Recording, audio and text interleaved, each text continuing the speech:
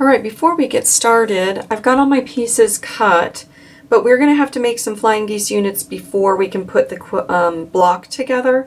So the first thing we're going to do is take our squares, and we are going to, on the wrong side, draw from corner to corner on one of the diagonals, and we're going to repeat that for each of these squares.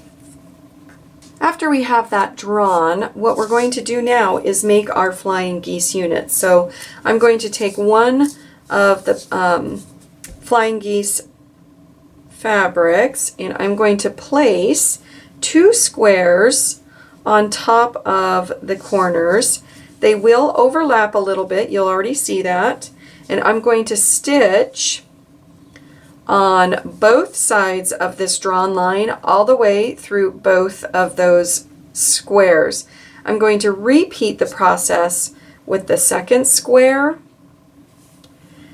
Each of these will make 4 flying geese units, and we need 8 for our quilt block. So I'm going to take these to the sewing machine and stitch on both sides of the drawn line. Now that I have these sewn down, I'm going to go ahead and cut on that line and just repeat that for the other side as well.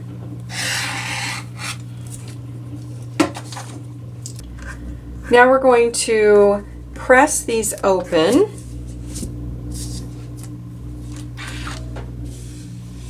So we're just going to push each of those little half triangles up and away. Try not to pull or stretch on them too much.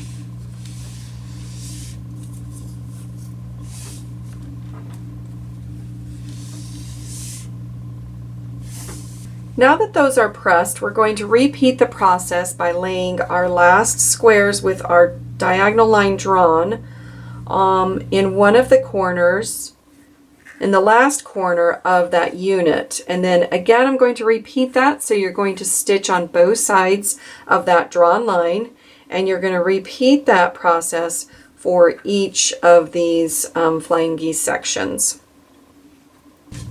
All right, with this done, I'm going to go ahead and cut these apart, and then we're going to press them open. And you may want to check with their shape and size to make sure that you square them up to whatever is needed for the block before moving forward. Sometimes your flying geese can get a little bit out of shape, so you just need to check the pattern and what it recommends for the size, and then trim down if needed. So we're just going to press these open. And this will give us all of our flying geese units for the one quilt block that we're working on. And then again, you just need to check that size and make up any square ups or trims that you need for it to work in the quilt block. For our long rectangular units, we're going to use our 2 long pieces. We're going to stitch them together. After we have them stitched together, we're going to press it open to the darker fabric. Then we are going to cut these into smaller units that we are going to use for our block. So I need to just check the pattern and get that size. And then I'm going to go ahead and trim those. So this is a quick way, instead of sewing each rectangle together, we can sew 2 long strips and then cut them into smaller units. It gives us a little bit of play extra, but it makes it sew up a lot quicker. Now that we have our blocks or our sections ready, we can go ahead and lay the block out.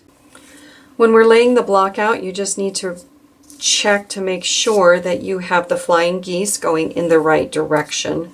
What we're going to do first is sew our flying geese units pieces together to make them a square, and then we can proceed sewing the rest of the units together. Got my center block.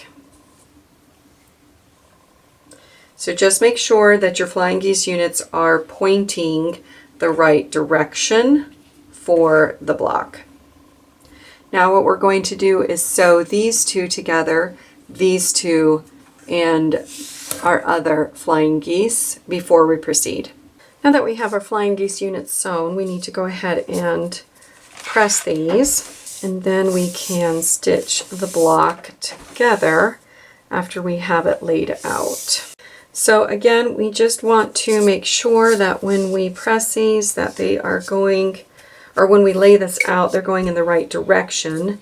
And then we're going to put our other pieces back into place. And now we are going to stitch them in just similar to the 9 patch where we sew these two together, these two and these two, and then we combine the next rows to it. Now that I have these sewn, what I'm going to do is go ahead and open them back up again.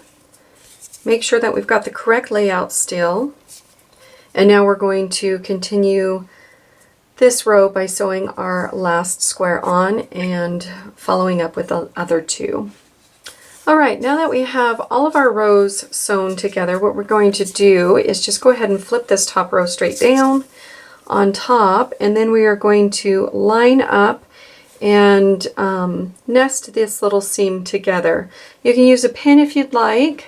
I'm just going to pin it to secure it. Now you'll also notice that both of these blocks have seams in the center. So if you want, you can go ahead and nest this seam up as well and give it a pin so it will stay in place. And then you continue with the other side, and we're going to just sew this all the way across. Alright, we have our top and center section sewn together. What I'm going to go to do is flip this over, and then I'm going to flip it again so what I have sewn is on the top. This allows me to see what these seams and how they've been stitched down are. So I want to make sure that that continues with the next piece, because you don't want this to be twisted when you stitch it together. So I'm just going to move the seams to the direction that I'd like, and then I'm just going to pin it to secure. I'm going to repeat that process for these others and stitch all the way across the line. Alright, now that I have this all finished, I'm going to make sure that my flying geese are going the proper direction, and then I'm going to go ahead and give this a press. Just going to push my seams out a little bit.